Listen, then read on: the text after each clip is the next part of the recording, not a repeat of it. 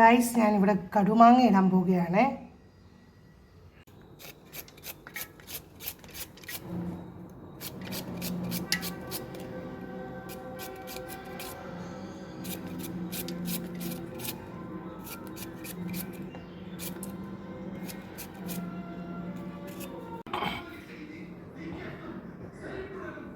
ഞാനങ്ങനെ കടുമാങ്ങയ്ക്ക് വേണ്ടി മാങ്ങ അരിഞ്ഞു വെച്ചു.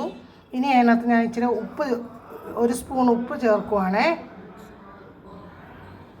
ചൂടായിട്ടുണ്ട്. ഞാൻ ഇച്ചിരിയും ഉലുവ ചേർക്കുവാണേ. ഒരു സ്പൂൺ കടുക് ഇട്ടു. അത് കഴിഞ്ഞ് ഞാൻ അതിനകത്ത് വെളുത്തുള്ളി, ഇച്ചിരി ഇഞ്ചി, കരിയാപ്പില ഇട്ട് ഒന്ന് കടുക് വറുക്കുവാണേ. ഉള്ളി എല്ലാം ബ്രൗൺ കളർ ആകുമ്പോൾ നമുക്ക് ഗ്യാസ് ഒന്ന് ഓഫ് ചെയ്യാമേ. അങ്ങനെ നമ്മുടെ കടുമാങ്ങ റെഡി ആയിട്ടുണ്ട്. ഇതിനകത്ത് ഞാനൊരു 1/2 സ്പൂണ് പഞ്ചസാരയുടെ ചേർക്കുന്നുണ്ട്.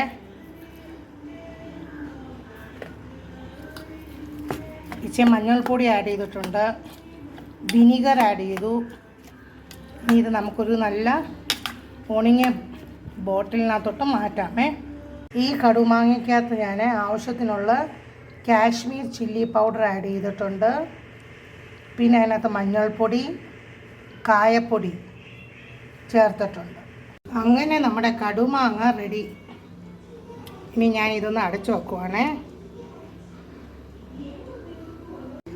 ഞാൻ അതിനകത്ത് ഇച്ചിരിയും കായപ്പൊടിയുടെ ചേർത്തിട്ടുണ്ട്.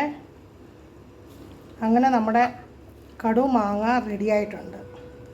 Thanks for watching my video. Please like, share and subscribe my channel. Thank you.